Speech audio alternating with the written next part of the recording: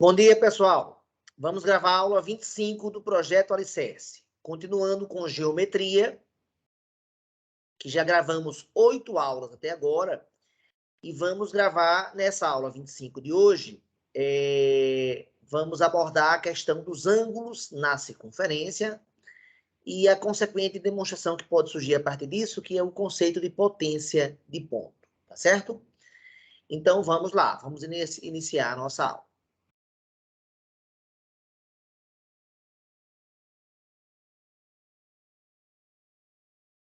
Pronto, aqui estamos na nossa playlist do Alicerce. Aqui os vídeos da playlist já gravados até o vídeo aqui 24, com áreas, né, que durou 47 minutos. E vamos hoje gravar essa aula número 25, né, falando de ângulos da circunferência, potência de pontos, sevianas não. Sevianas vai ser na parte do vídeo 26, tá? Então, é isso. Ângulos na circunferência e potência de ponto.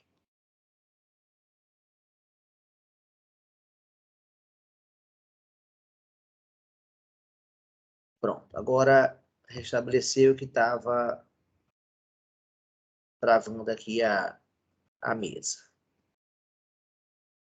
Pronto. Então, 47 minutos foi o vídeo passado. Pronto. Vamos agora para a nossa aula número 25.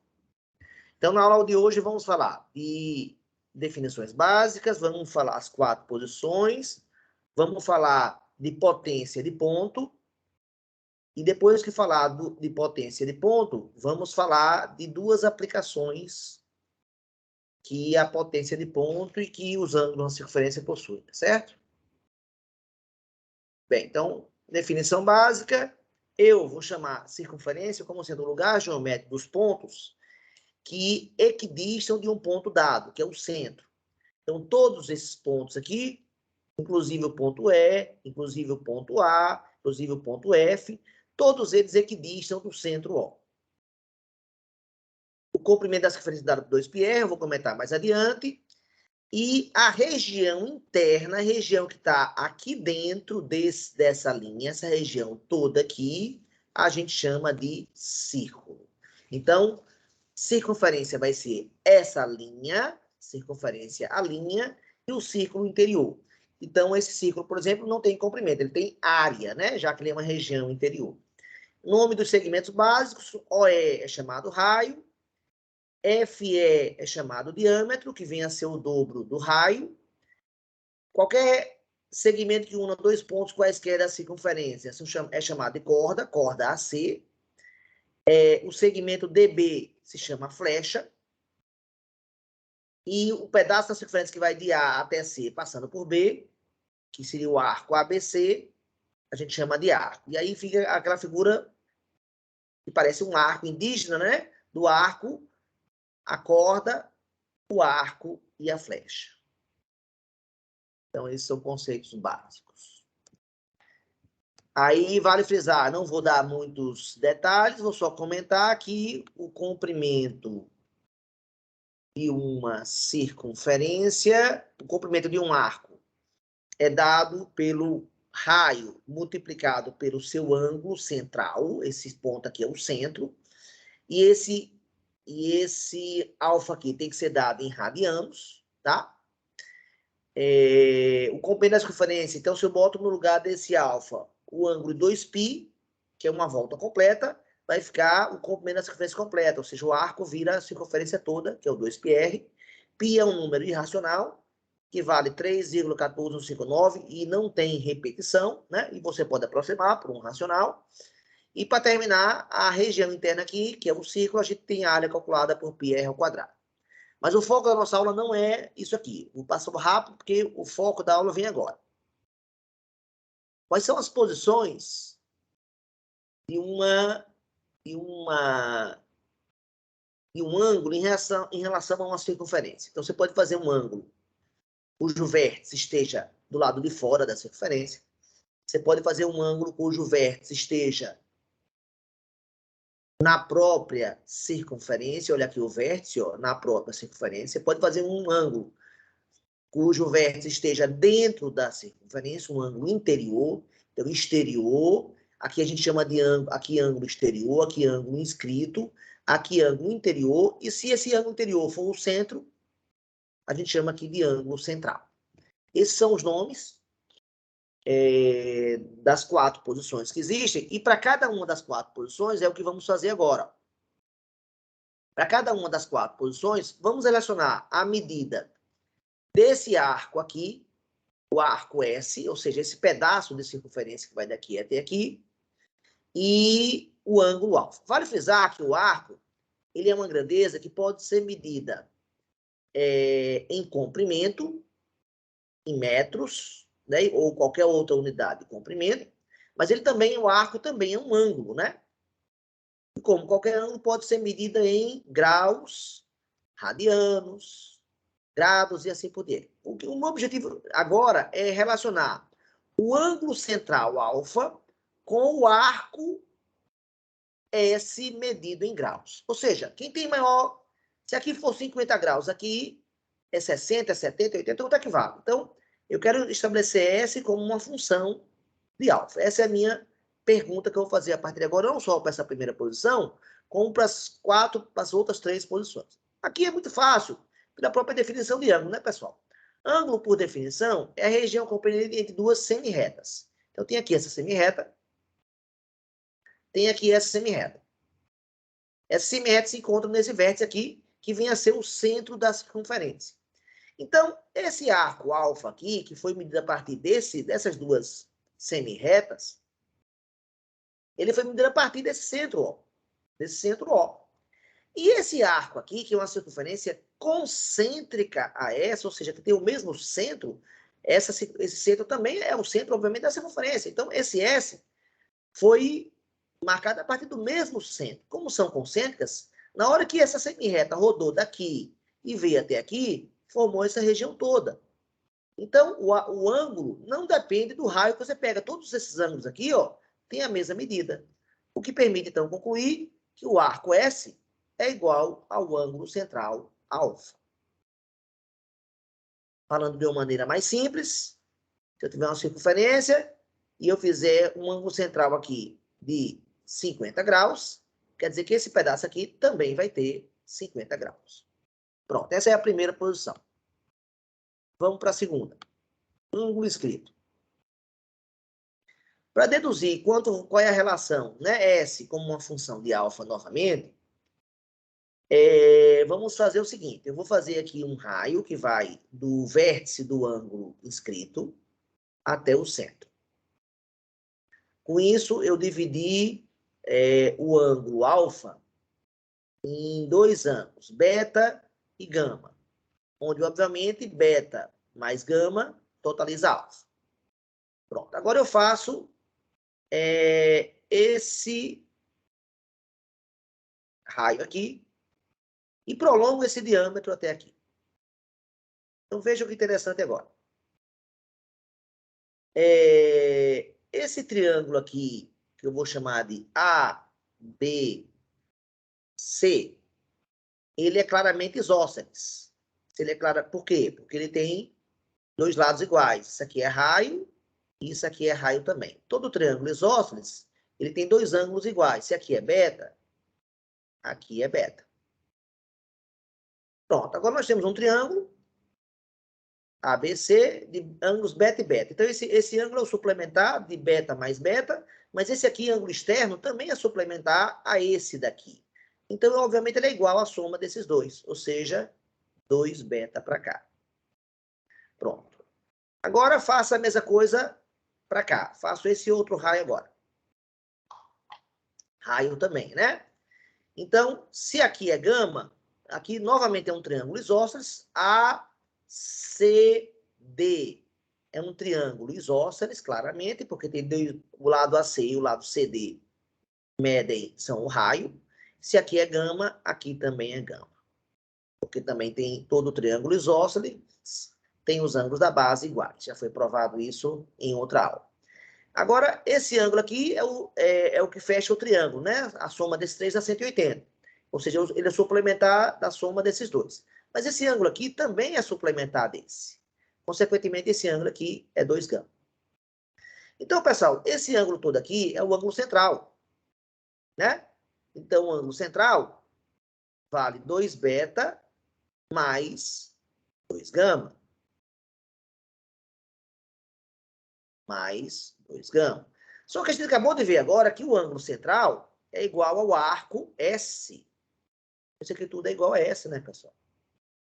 Só que, se eu botar o 2 em evidência, beta mais gama é alfa, né, pessoal? Ou seja, acabo de concluir que qualquer ângulo escrito, alfa, como esse daqui, tem o arco valendo o dobro dele, sempre. Então, falando uma linguagem bem direta, bem simples, se tem um ângulo escrito aqui de 30 graus, esse arco aqui vai ser de 60 graus. Pessoal, essa é a segunda posição, tá? Vamos para a terceira posição.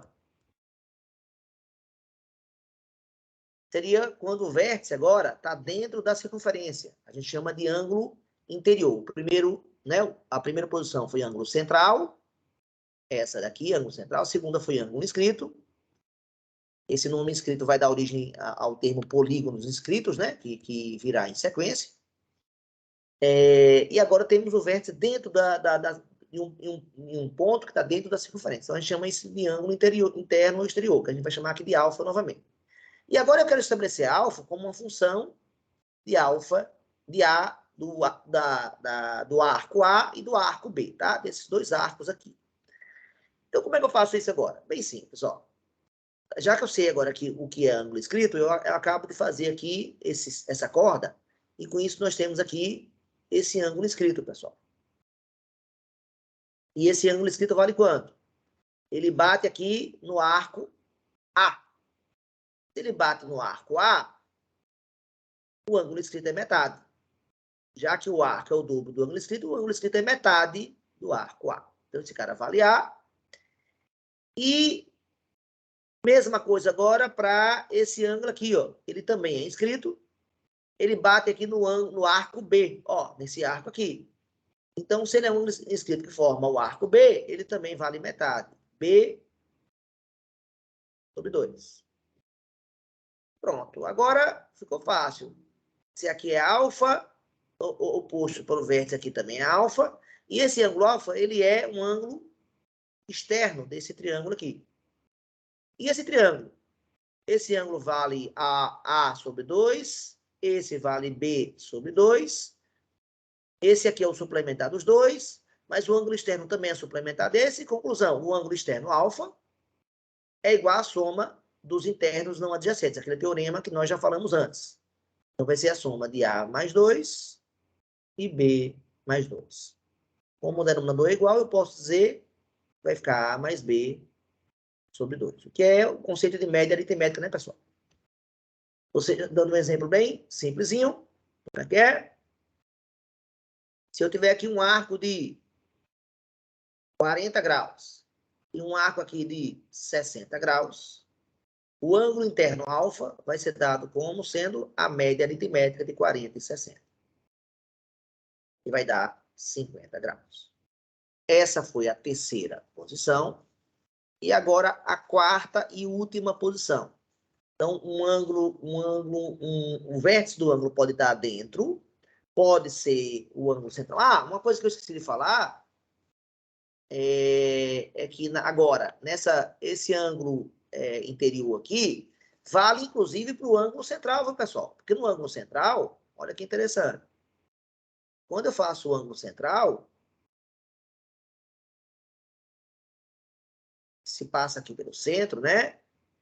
Aqui o ângulo central alfa. Então, esse arco e esse arco, como ambos são centrais, aqui é o A, aqui é o B, mas como ele é central, é igual oposto pelo vértice, né? Então, também igual a A. Ou seja, o alfa é a média aritmética dos dois. Ou seja, vai dar o próprio A, como a gente já sabia, que o ângulo central é igual ao arco. Ou seja, aquela informação de que o arco é igual ao ângulo central vale a partir também do conceito de ângulo interno, tá? Porque o ângulo central é um ângulo interno. Sim, agora a quarta e última posição, se agora o vértice estiver fora da circunferência, como é que eu escrevo alfa como função de A e de B novamente? Essa é a pergunta. Então vamos lá, mais uma vez, crio uma corda. Com essa corda, eu tenho o arco B sendo formado a partir desse ângulo escrito aqui. Se é ângulo escrito AB, então ele vale B sobre 2. Mesma ideia que vale para esse ângulo aqui. Esse ângulo inscrito novamente, ele forma o ângulo A, então ele é um ângulo inscrito. Se ele forma o ângulo A e ele é um ângulo inscrito, então ele vale A sobre 2. O arco A, né? Sobre 2, o arco B sobre 2. E agora eu olho para esse triângulo aqui, onde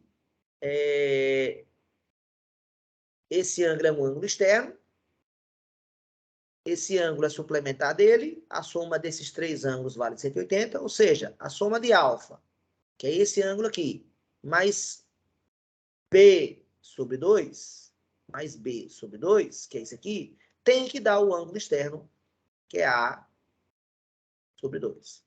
Tirando o valor de alfa, vai ficar A sobre 2 menos B sobre 2. Como o denominador é igual, A menos B sobre 2. Ou seja, resumindo, o ângulo exterior é igual ao arco maior A menos o arco menor B sobre 2. Essa forma vale para qualquer ângulo externo. Dando um exemplo numérico, eu tiver aqui, eu quero achar um ângulo externo. E esse ângulo aqui vale 20 graus e esse ângulo aqui vale 80 graus. Quanto vale alfa? 80 menos 20 sobre 2. 60 sobre 2 vale 30 graus. Com isso, nós sabemos calcular o ângulo agora de qualquer uma das posições. Graças a esse conceito, eu posso agora falar de um novo conceito muito, mas muito importante, que é o conceito de potência de um ponto. No caso, o ponto é o ponto P aqui. Ó. Como calcula a potência do ponto P? Vou apresentar esse conceito já já.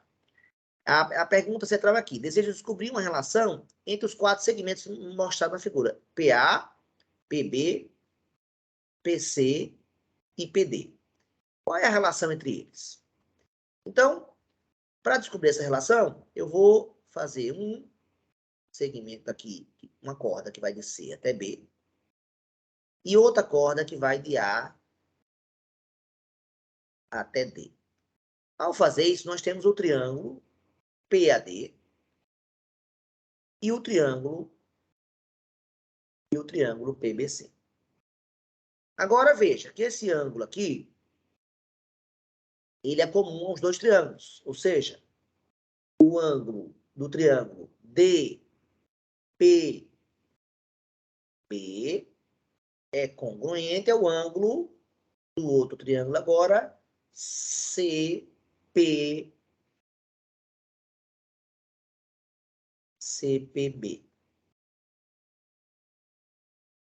Aqui eu fiz errado, né, pessoal? DPA, tá? Foi mal aqui. Pronto. Ou seja, né, esse ângulo aqui é comum aos dois triângulos. E, além disso, agora olha que interessante. O arco AC, ele é formado por esse ângulo escrito, que é o ângulo BP. Não, o ângulo CBP, ele forma esse arco aqui, mas esse outro ângulo aqui também forma o mesmo arco AC. Que ângulo é esse?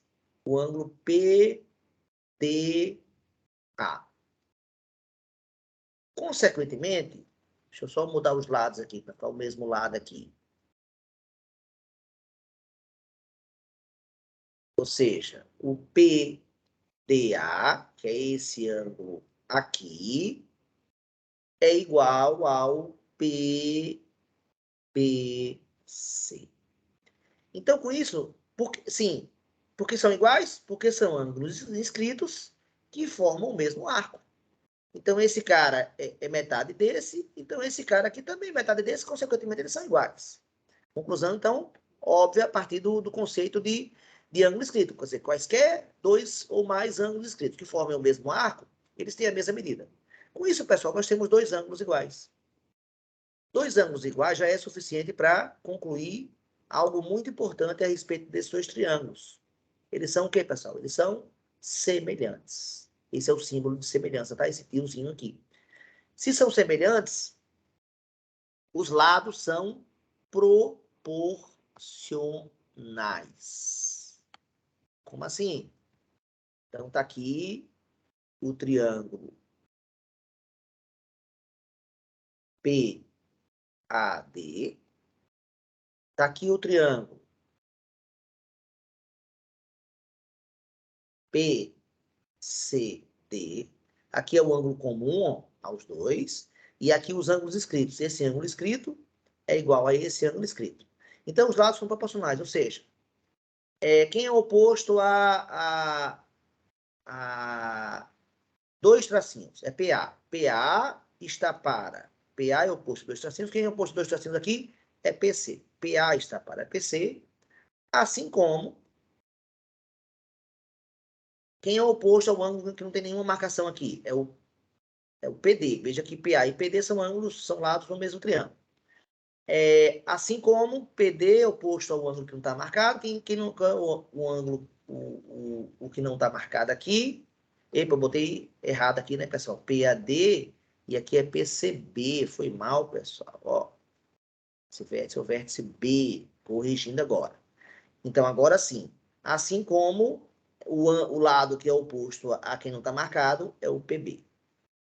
Consequentemente, multiplicando cruzado, PA vezes PB vai ser igual a PC vezes PD.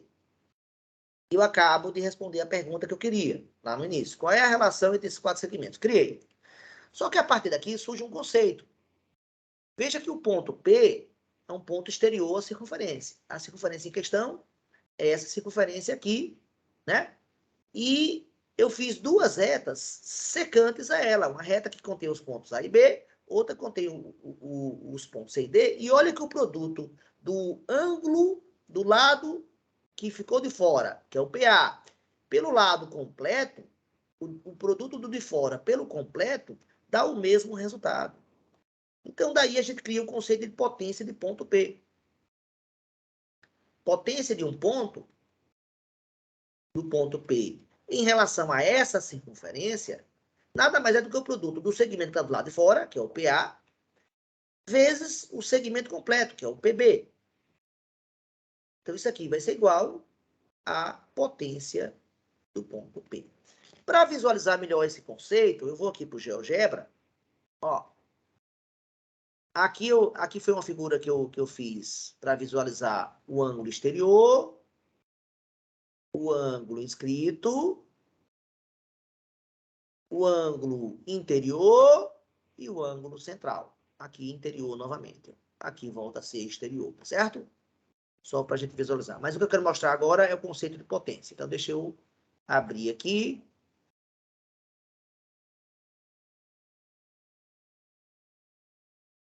E vamos visualizar o conceito de potência de ponto agora aqui num arquivo do GeoGebra já feito. Olha que interessante aqui. Eu tenho liberdade para mover o ponto P, aqui à vontade. Eu tenho liberdade para mover a circunferência aqui à vontade. E tenho liberdade para mover o ponto A, olha que legal. Ó, tenho liberdade para mover o ponto A. E tenho liberdade para mover o ponto C.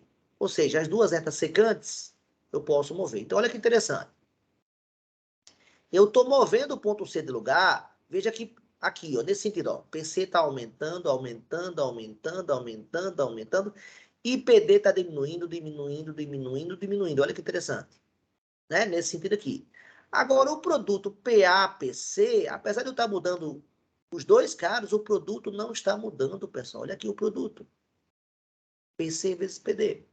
Mesma coisa, ó, com A, ó. Se eu mexer aqui, o PA e o PB, os segmentos, aqui, daqui para cá, ó, o PA está diminuindo e o PB está aumentando. O PA diminuindo, o PB aumentando. Mas o produto não muda.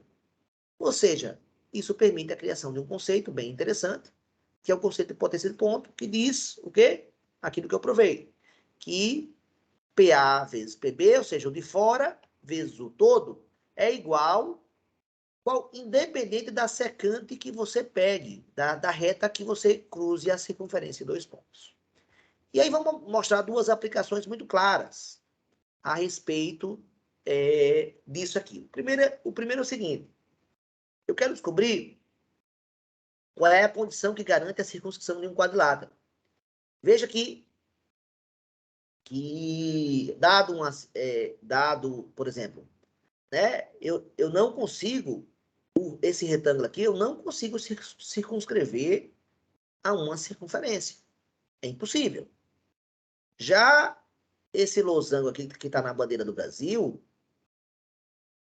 eu consigo circunscrever. Então, que propriedade tem o losango que não tem o retângulo, por exemplo? Então, é justamente o que eu quero mostrar agora, é o teorema de Pitot. E para provar o teorema de Pitot, eu vou usar o conceito de potência de ponto, tá, pessoal? E o conceito é o seguinte, ó, dado uma circunferência, eu tenho um ponto P. Então, eu acabei de aprender que o conceito de potência de ponto. Então, se eu passar duas retas secantes, o de fora vezes o todo vai ser igual a... Agora, vai ser um valor constante. Agora, se eu fizer, em vez de fazer uma secante, fizer uma tangente, pessoal, olha aqui, ponto T aqui, o segmento de fora é o PT, que é o conceito de potência, esse é o de fora, e o todo agora, como, né, aqui, claramente, o de fora era o PA, o todo era o PB, eu tinha que fazer o produto PA vezes PB. Mas como nessa secante aqui, o de fora é PT e o todo também é PT, então eu posso dizer que o potência de ponto é PT ao quadrado. Se eu fizer agora a outra reta tangente, que passa pelo ponto P e tangencia a circunferência, vamos chamar aqui de ponto S, de novo, o PA vezes o PB, o PA aqui, o de fora vai ser o PS, e o todo vai ser o PS também, ou seja, PS ao quadrado. Daí eu concluo que PS ao quadrado é igual a PT ao quadrado, o que leva a concluir que PS é igual a PT. Então, uma informação bem relevante, que toda vez que dá uma circunferência, se você fizer as duas tangentes, que está difícil fazer uma tangente aqui, pronto, está aqui a primeira tangente, está aqui a segunda tangente, e o que a gente afirma é que esses segmentos são iguais. Sempre, sempre. Tá? Isso é consequência do conceito de potência de ponto, tá? Então, já que esses segmentos são iguais, então agora fica possível provar o teorema de Pitot, que vai falar sobre a condição de circunscrição de um quadrilátero. Ou seja, o que é que o quadrilátero qualquer deve ter para que ele seja circunscrito a uma circunferência. Ou seja, a circunferência fica inscrita. Quem está fora, você fala a palavra circunscrito, quem está dentro, você fala a palavra inscrito. Então, vamos lá. Olha que interessante. Eu sei que DE é igual a DF. Pela propriedade que eu acabei de apresentar, ou seja, por um ponto exterior, os segmentos tangentes são congruentes. A consequência de potência de ponto. Mesma coisa acontece agora entre BC, CB e CD. Vou até usar outra cor que fica melhor, né? Pronto, esse igual a esse. Depois, outra cor. AH igual a AB. Selecionei a cor e ele não foi. Pronto, agora sim. AH e AB. E, finalmente, outra cor. GH e GF. Então, olha que interessante agora, pessoal. Se eu pegar o segmento, o lado AG do quadrilátero, esse lado aqui todo, AG, AG é a soma de AH mais HG, né?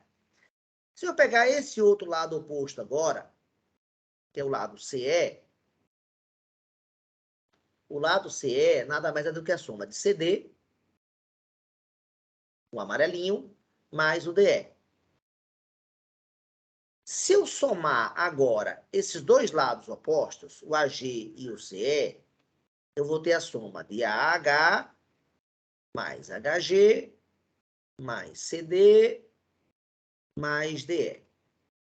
Tudo que eu fiz com esses dois lados aqui opostos, o AG e o CE, eu posso fazer agora com esses dois outros lados opostos, o AC e o GE, né, pessoal? O AC, como é que ficaria? AC seria a soma de AB mais BC. O GE seria a soma de GF mais FE. E se eu resolvo somar os lados opostos, exatamente como eu fiz aqui, se eu resolver agora somar os lados opostos, ou seja, somar o AC o lado, com o seu lado oposto, GE, o que é que vai dar? Vai ficar AB mais BC mais GF mais FE. Agora compare, pessoal, essas duas somas. Olha, o AH é igual ao AB. O HG é igual ao GF. O CD é igual ao CB, os amarelinhos. CD com CB ou BC, que é a mesma coisa. E, finalmente, agora os vermelhinhos. O DE é igual ao FE. Ou seja, eu concluo que essa soma daqui é igual a essa soma daqui. Ou seja, eu concluo que AG mais CE é igual a C mais GE. Ou seja, a soma dos lados opostos, como é que você enunciaria, então, esse teorema? A soma dos lados opostos é constante, né? Se o polígono for circunscritível a uma circunferência, a soma dos lados opostos vai dar sempre a mesma. Essa é a conclusão. E esse nada mais é do que o teorema de Pitot, tá certo? Estou abrindo aqui o Word só para a gente conseguir pegar o teorema já escrito aqui, que está na apostila, tá, pessoal? Só que está demorando um pouquinho. Pronto, agora acho que agora vai dar certo. Pronto. Então, o teorema de Pitot, que é a apostila, que sugiro que vocês façam o exercício, está aqui, ó.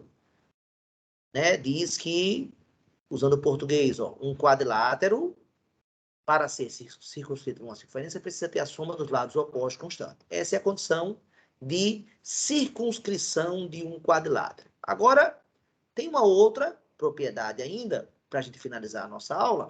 Se eu falei de circunscrição, eu também quero falar agora de inscrição. Qual é a condição que um quadrilátero precisa ter para ser inscrito numa circunferência? E esse é mais fácil ainda, pessoal. Olha, vocês concordam que esse quadrilátero está inscrito, ou seja, esse ângulo é um ângulo inscrito, esse ângulo é um ângulo inscrito, esse ângulo é um ângulo inscrito e esse ângulo é um ângulo inscrito. Ou seja, como os quatro ângulos são inscritos, eu falo que esse polígono está inscrito na circunferência. Esse arco inscrito ABC, ele forma esse arco aqui. É isso, pessoal? O arco ADC. E esse arco, esse ângulo escrito ADC, forma esse outro arco aqui, ABC. Pessoal, não é difícil, né? A gente sabe, não é difícil perceber que ABC, o arco ABC, mais o arco ADC, forma a circunferência completa. Quantos graus, pessoal? 360. Mas o ângulo D O ângulo D é metade disso. D, eu sei que é metade de ABC, porque ele é ângulo inscrito. O ângulo B, eu também sei que é metade do arco ADC. Consequentemente, se eu somar B mais D, eu vou estar somando esse cara mais esse. ABC com ADC. Como o denominador é igual, eu boto no denominador comum e o numerador vai ficar isso aqui. Ou seja, vai dar 360, né, pessoal? Ou seja, B mais D, pessoal, vai dar 180 graus. Essa é a condição de inscrição de um quadrilátero. Ou seja, os ângulos opostos têm que ser iguais. Ou seja, o AC também vai dar 180, né, pessoal? Então, esses dois são opostos, dá 180. Esses dois são opostos. Enquanto a condição de inscrição fala de ângulos, a condição de circunscrição fala de lados. A soma dos lados opostos constante, essa seria a condição de circunscrição, e essa seria a condição de inscrição, soma dos ângulos opostos. Então, agora a gente entende por que aqui um retângulo, dado um retângulo, a soma dos ângulos opostos dá 180. Então, é possível inscrever ele numa circunferência. Então, existe sim uma circunferência que passa pelos 4 vértices. Mas esse mesmo cara aqui, se eu somar esse lado mais esse, claramente vai dar menor do que a soma desse mais esse. Então, eu não consigo agora circunscrever esse quadrilátero, esse retângulo, numa circunferência. É impossível. Já o losango é justamente o oposto. Ó. No losango, claramente esse ângulo é menor do que esse.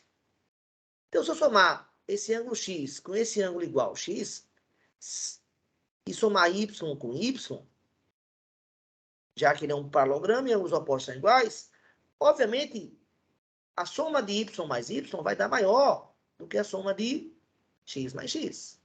Então, não é possível passar uma circunferência pelos 4 vértices. Ou seja, não é possível inscrever o losango numa circunferência. Agora, esse lado, L, o losango tem os 4 lados iguais. Então, se eu somar os lados opostos, L mais L dá 2L. Se eu somar esses dois lados opostos, L mais L também dá 2L. E eles são iguais. Então, a soma dos lados opostos são iguais. Consequentemente, é possível, sim, passar uma circunferência que tangencie os 4 lados de um losango, coisa que não era possível no retângulo. É isso, galera. Tá falado aí, uma aula bem informativa, com muitas informações, onde a gente falou da posição, das 4 posições que um ângulo pode ter em relação a uma circunferência: interior, inscrito, exterior, inscrito, interior e central, sendo que o exterior é a subtração dividido por 2 dos arcos, o interior é a soma dividido por 2, ou seja, é a média, o ângulo inscrito é metade do arco formado e o ângulo central é igual ao arco formado. Esse seria o resumo das 4 posições.